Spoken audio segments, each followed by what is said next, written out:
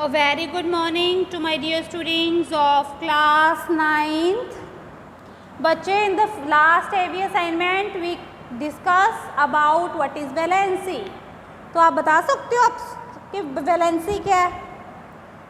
मैंने आपको find out भी करनी सिखाई है, how we find out the valency. बच्चे, valency is the combining capacity of an atom, group of atoms.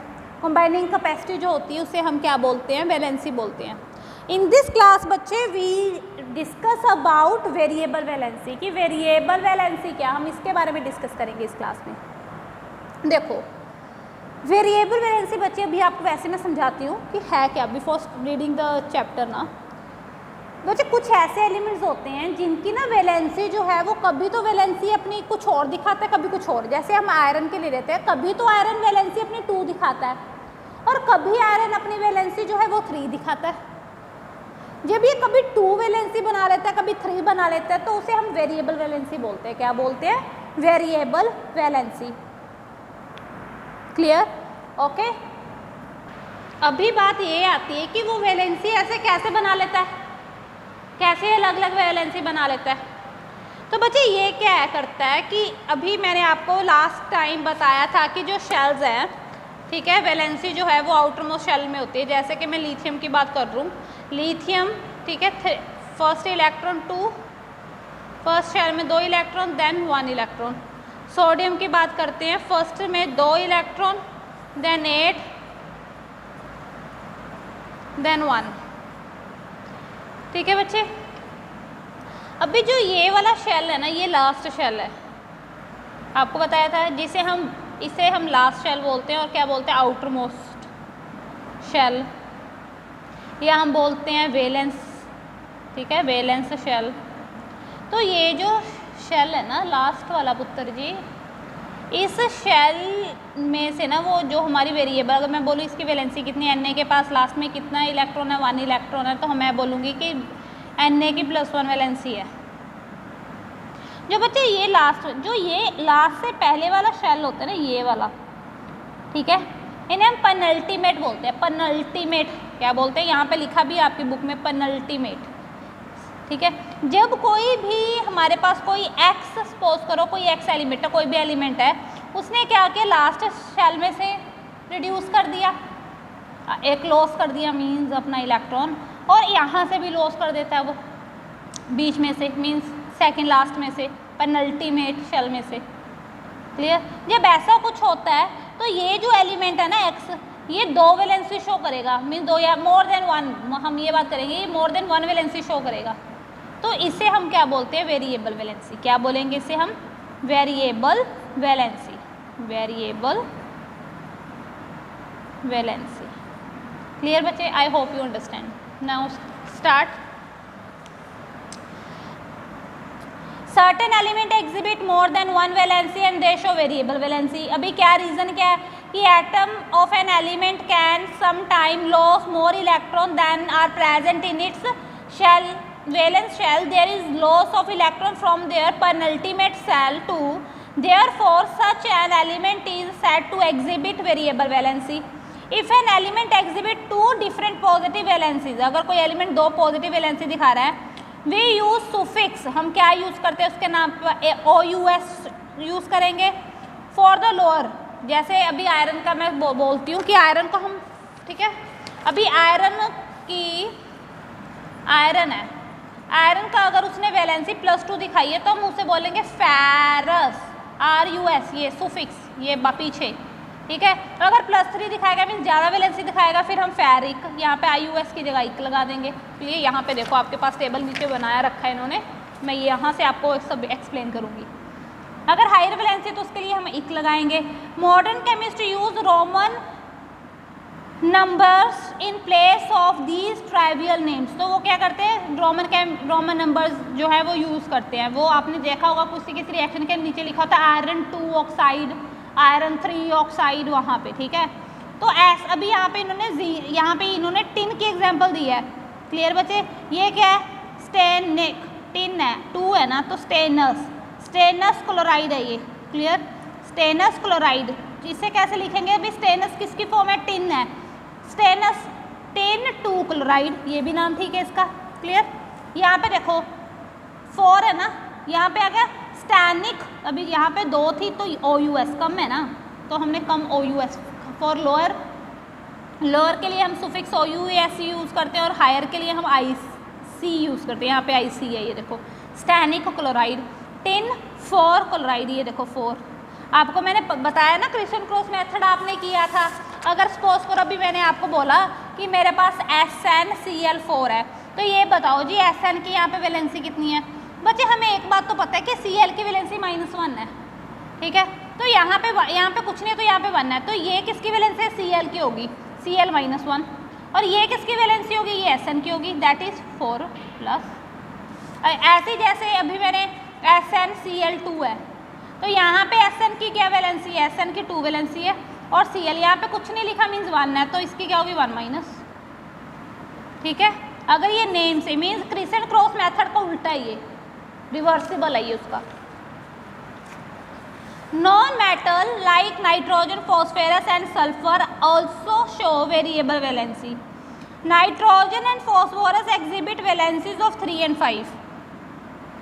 कैसे, या तो वो नाइट्रोजन बोलेगा कि मेरे आउटर मोस्ट शेल में 5 इलेक्ट्रॉन्स है, तो वैलेंसी कितनी होगी 5+5। अगर वो बोलेगा कि मेरे आउटर मोस्ट शेल में 3 इलेक्ट्रॉन्स की कमी है टू कंप्लीट द ऑक्टेट, कि लास्ट मुझे कंप्लीट करने के लिए 3 इलेक्ट्रॉन्स चाहिए, मीन्स लास्ट ऑक्टेट में कितने इलेक्ट्रॉन होते हैं, 8 होते हैं ना आउटर मोस्ट शेल में, तो इसके पास 5 है, तो कितने कम है, 8 - 5 3 कम है, तो ये बोलेगा मेरे पास 3 कम है, ठीक है। तो इसकी वैलेंसी भी 2 हो गई।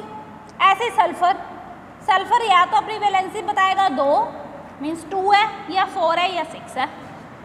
अभी यहाँ पे देखो टेबल में, यहाँ पे देखो आयरन 2, अगर वैलेंसी 2 है तो ये फेरस है, अगर ज़्यादा है तो इक है, अगर 1 है तो कॉपरस है, अगर 2 है तो कॉपरिक है, अगर 1 है तो ठीक है मर्क्यूरियस है, अगर 2 है तो मर्क्यूरिक।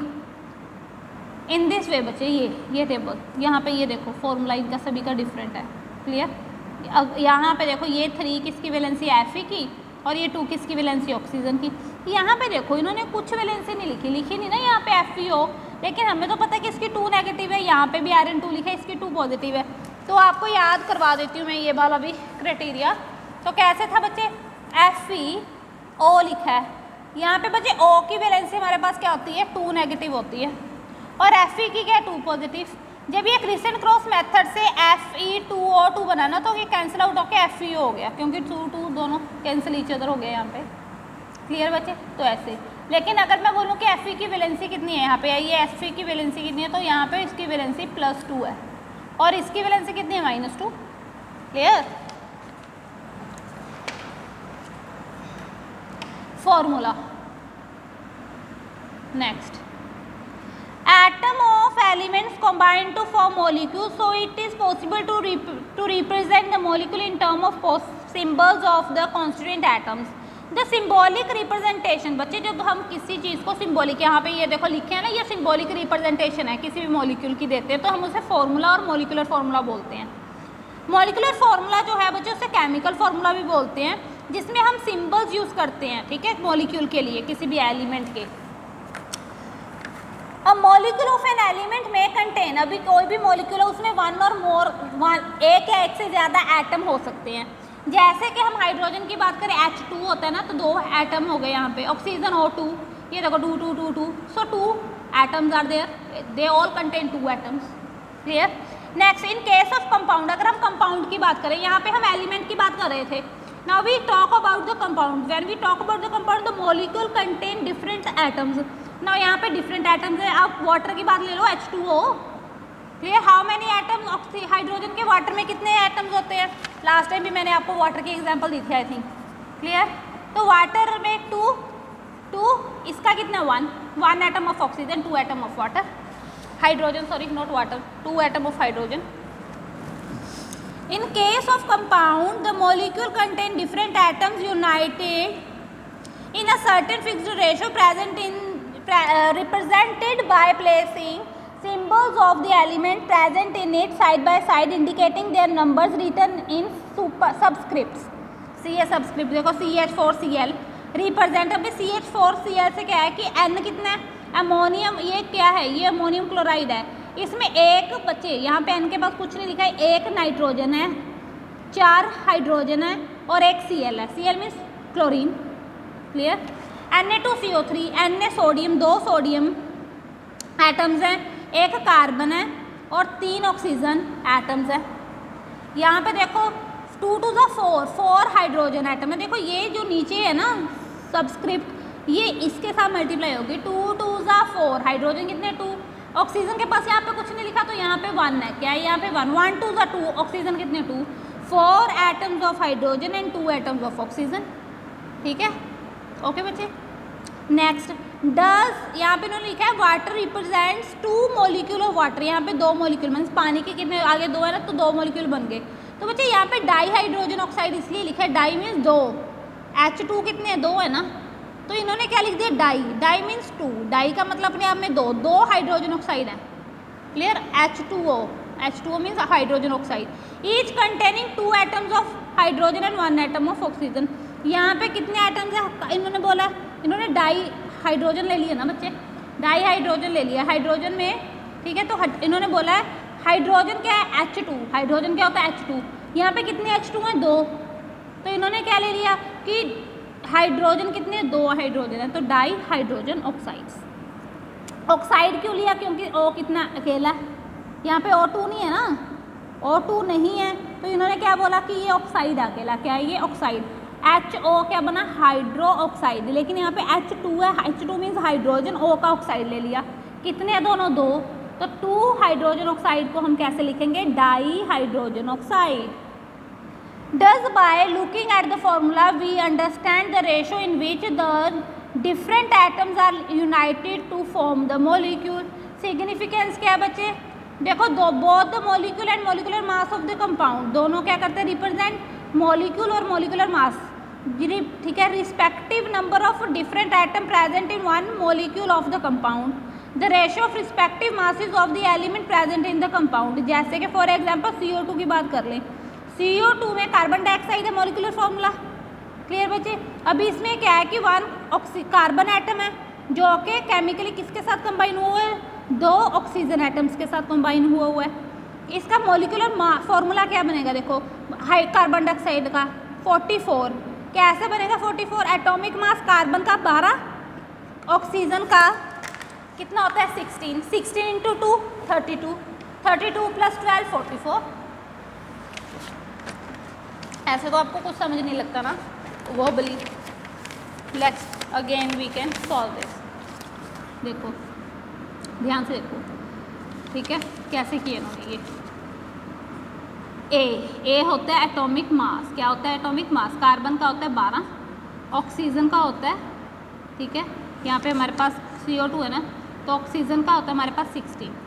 तो हमारे पास फॉर्मूला क्या है CO2 का मतलब C कितने 12 प्लस ऑक्सीजन कितने 16, लेकिन ऑक्सीजन है कितने हमारे पास 2 है ना, तो इंटू 2 कर लो, कितना आएगा 12 प्लस 32, कितना बन गया ये 44। यहाँ पे भी कितना है 44, यहाँ पे भी कितना है 44। क्लियर बच्चे। I hope you understand the topic which we discussed today, that is variable valency. Now बच्चे try to and focus, I mean focus on these AB assignment. If you miss any one previous assignment ना बच्चे, again listen that assignment very very carefully. Okay, try to understand the concept, and if any problem then I try to solve it out, I will give my best.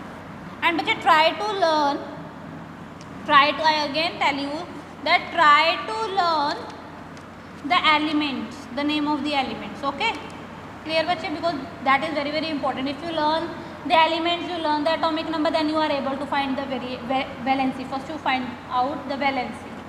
Okay, and try to learn the back exercise question which are related to this, ठीक है, valency, variable valency, which are related to these topics. Thank you very much.